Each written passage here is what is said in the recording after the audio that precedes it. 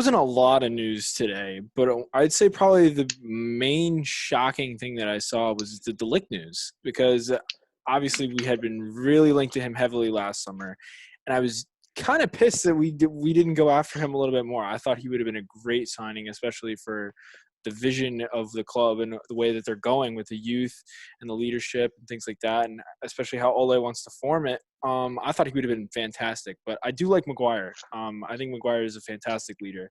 But now I don't feel comfortable with the idea of having two slow center backs at the back. Yeah, for sure. I think that's just not a good idea. Who are some other center backs you would like? Because obviously Koulibaly has been linked really heavily with the club and everything. I like Koulibaly. Personally, I think that the ideal partnership right now, if we were to just have the squad that we have, I would say probably Bailly is probably the best that links with Maguire, just because he's quick. He's quick. So they need a quick center back that can carefully counter what Maguire brings to the table. If you put the Ligt next to him, it's just kind of like a slow, sluggish back. And if you get somebody that's like Mane, or that's somebody that's really quick, you can get in behind those two. That's not good. I thought it was one or the other. I don't know if I would include that. Do you think Lindelof is working well with Maguire right now, as it stands? I like Lindelof, but other times I see him slipping against Everton. So, I mean, Right. He definitely needs that more consistent game, but right now he doesn't really have it. definitely. Dylan, what do you think about this? Ideally, Bailly and Maguire for now. If Bailly's injured, Lindelof. I heard that we are gonna recall Smalling soon at the end of the season. So I wouldn't mind seeing Maguire and Smalling, that they're consistent, because Smalling's had like a great season in Serie A. Like I'm pretty sure he's been labeled as one of their team of the season. Mm-hmm. I don't know if I would really want Smalling back. It would be interesting to see if he did come back. Personally, though, I think we should just let him move on with the club. Yeah, I think a lot of times people overly criticize Smalling, but he really wasn't that bad. Like, he was pretty that good. bad. Like, he's not Phil Jones bad. Like, that is just not a good idea. Plus, the other thing that I don't like is that if we were to bring a guy like De Ligt in, De Ligt is on 210 thousand pounds a week. When you're restructuring a wage structure like we are right now, and you're completely revamping structure of a club, like that's just not what you want. Like you've got guys like Jesse Lingard that are already on over 100K, and then you've got guys like Phil Jones that are still on 80K. And he should be making like 15, 20 at the max. And Bruno's not even on 200K. So you're going to bring in a 20-year-old slow center back that doesn't really make sense to me. The only reason I would think he's that slow, though. He's not that slow, but I just faster Maguire for sure, but definitely not as fast as Bailly. Yeah, and I just think that how old is Bailly though? Bailly's like what 24? Yeah, he's younger. Okay. I thought he was kind of older, but No, I think we just had him for kind of a while. A lot of the Mourinho signings are not that bad, like except for Alexis. But I don't think that he really wanted Alexis. That was a Woodward signing. That was not a Mourinho signing. Right. If you look at the players that we were linked to, and the last summer that Mourinho was there, we would have had Alderweireld probably. Exactly. We wanted Alderweireld. We wanted guys like that. We wanted real defenders, and the board was just not giving him the funding to go do that. So I mean, yeah, that was a little bit of a problem from Mourinho. Obviously, he is out of the club now, but I think he did really well for what he brought to Manchester United. A lot of people asked, somebody asked me today, like, what was our best season after Sir Alex Ferguson? And I told them the season we got second with Mourinho. Oh, 17-18. I think that squad was pretty good, but then again, I think it's aged. I don't know. I just, when you look at the division that we have now, I like that so much more than I like what I saw before. I don't know if that's just me, but like I like the more youthful, and I like that a lot. And one thing that I think is somebody that I want to just like really highlight the season that I think that you guys will probably agree on is fucking Wan-Bissaka. We really forget about this amazing so much, and I don't think he gets the credit that he deserves, especially with Bruno coming in and things like that. but Right. that dude is fucking awesome. And, like, the amount of people that he's pocketed this season is just incredible. And I just think that, honestly, if it's not him that gets player of the season, then I don't know. Yeah. For us, for our club, like, obviously not the league, but I think that he probably deserves it on mine just because he's so consistent. Because he's so consistent, he just flies kind of under the radar. Definitely. I've been asked a lot as well. Who do you think our starting left back will be in years to come? Do you think Shaw or do you think Williams? Or someone different, probably. Or somebody different, yeah. The only person I could see us going after, and this is just purely objective, would be Ben Chilwell, but there's only a certain amount of times that you can come knocking on Leicester's door asking for their players. So you can't keep taking their whole roster. So I mean, I would say build for the future is probably Williams, but short term is Shaw. I'd probably say now. So another big thing is our midfield. Obviously, our midfield is not one of the best. I mean, I think it's good, but obviously we've been linked with a lot of very good midfielders like Madison, Grealish, and Didi. Who do you think is who we're gonna go after first? I got from the Times Magazine. We got Grealish is expected to arrive at Man U to add to midfield competition. Okay, I got you. Yeah, it should be interesting to see. Obviously, there's going to be a lot of people that we've been linked to, like Madison. A lot of people say that we don't need more attacking midfielders. We need more of that defensive-minded defender. And Grealish, I think, does that really well. Obviously, Ndidi does that really, really well. It'd be interesting to see if we pick up Ndidi at all either. I don't know about that. He hasn't been linked as heavily as Grealish. Yeah, more last year. Yeah, last year for sure. Madison I don't think is coming. A lot of people like Grealish over Madison. Yeah, plus he can kind of slide into that left wing role almost too. Yeah, right. And he can play as a center forward too, and even a cam sometimes. Yeah, he can do it all. Grealish is a very good player, but we should talk about what happened to Grealish in the accident or whatever that whole thing was. Can you explain what that was?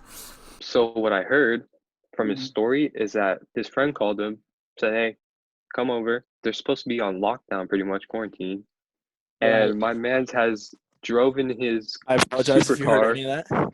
You're all good. We're talking about Grealish's incident. Oh, yeah. That. Yeah, I had that up. In the corner, but I'm recording, so sorry. Go ahead. I didn't mean to interrupt anything. Absolutely rammed his car. His probably $200,000 car or more into a parked car, essentially, pretty much. He did apologize for it, though. He did, but that was the right thing to do. I mean, yeah.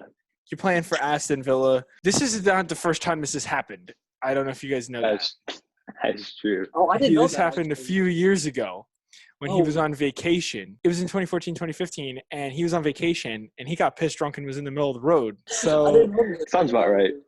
But this is over a period of time where you think he's matured. He's shown and he's proven himself to be a leader this year, which is why I was preferring him over Madison in the first place. That was what I was leaning towards, because I think he's a better dressing room presence.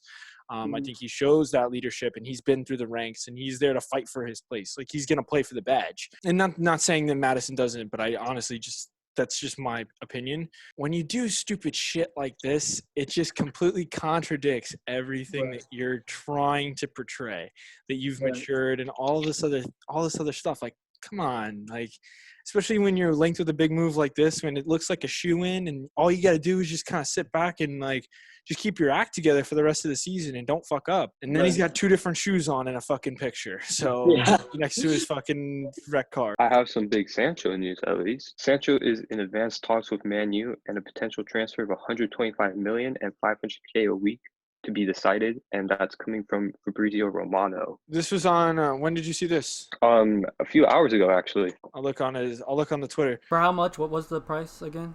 500K a week for 125 mil. It might not be on the Twitter because I found it on Instagram. That's a mesh of two articles. One of them was from the Irish Independent a few days ago, where they were saying, and they gave the wage structure away and things like that, and they said that he's practically agreed to the move and everything.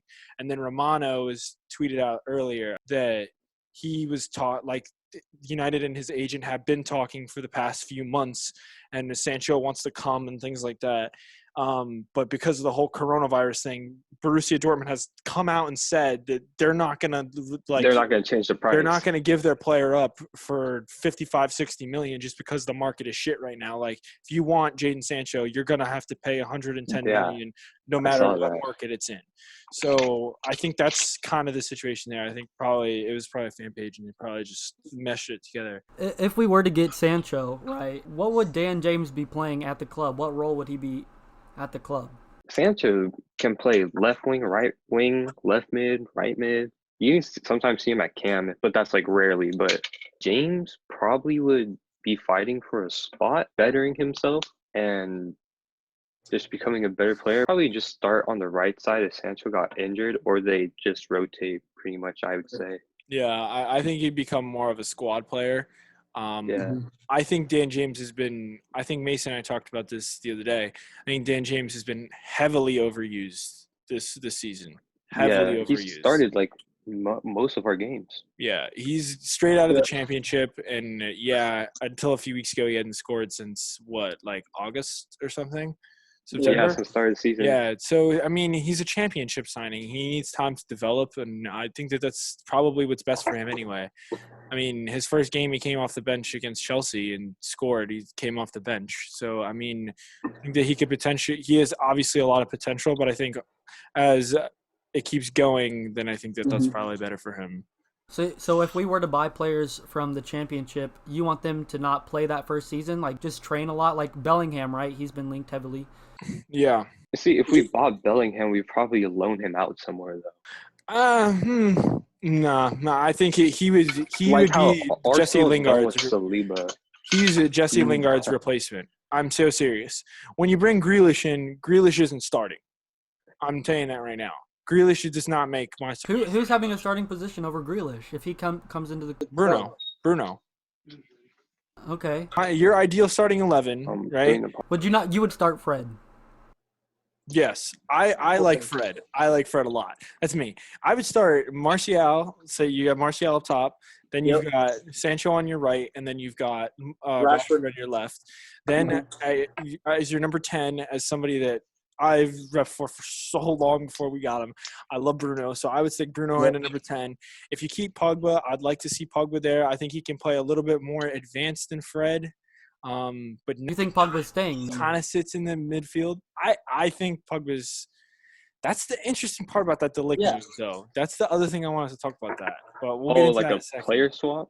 Yes, because I think that's the way the market's going to go this summer. That would be interesting. Clubs aren't going to be able to afford players because of the market and because they can't pay their wage structure. So they're going to start swapping players, I think. Last thing coming from a different league, Bundesliga to return in May instead of April. Yeah, I saw that too.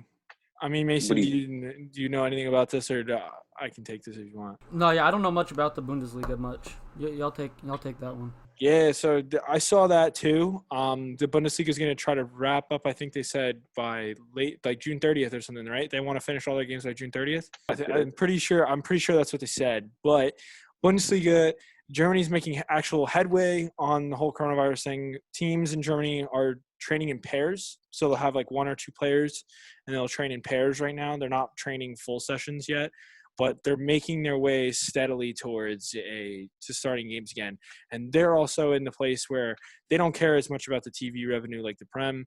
So they're kind of like, fuck it, we'll kind of play our games behind closed doors, and we just want to get the season done. And so it doesn't affect the transfer market. So that's kind of their stance. I appreciate it, but at the same time, this virus is just so unpredictable, and I feel like it's almost wrong to kind of set a date where you're going to complete things when you don't really know. But I don't know. UEFA did the same thing and then pushed it back again. So yeah, when do you think the Prem is planned on coming back? Do you think they're going to play behind closed doors? How do you think all that's going to work? I hope not. Yeah. They'll probably play behind closed doors because they probably don't want to take shit from Liverpool of them saying, oh, we were robbed. You guys canceled the league on us. I'd like to see that. But I'm pretty sure they'll probably just finish their games behind closed doors if it doesn't get better. And they'll most likely probably win. but they'll win it in an empty stadium. So what's the point? Yeah, I mean, I don't know. See, there's so much uncertainty because some of these lower clubs, they can't pay their players and they can't pay their staff. So even if you do restart it, what are you going to pay these people with in the lower divisions? So, I mean, a lot of lower divisions. who's going to come up? Like, who's going to go down? There's a lot of things you got to decide. And I think that logically, I would say, fuck it, void it. But you can't at the same time because there's only 9 games left. So I would say what they're probably going to do is a mix of what Dylan said in a format kind of like a World Cup type thing where they all play around the same area, where there's a bunch of stadiums and they kind of all are in isolation, and then they just play their games and play like 3 games a week for like 3 weeks and just bang out the season. When that is, again, you don't know because it's so unpredictable and the situation is really bad there specifically. So I just hope it comes back soon because I have nothing to do. Watching the Hungarian Super League. Yeah, for real. We don't even have MLS. This is bad. Dude, I know. They didn't even, they started, what? They played 2 games? Yeah, they played 2 games. 2 games. 2 games. That's tough. All right. Well, I think we're going to wrap this up. All right, cool. Peace. Talk tomorrow, guys. All right, peace out, guys. Talk to you later.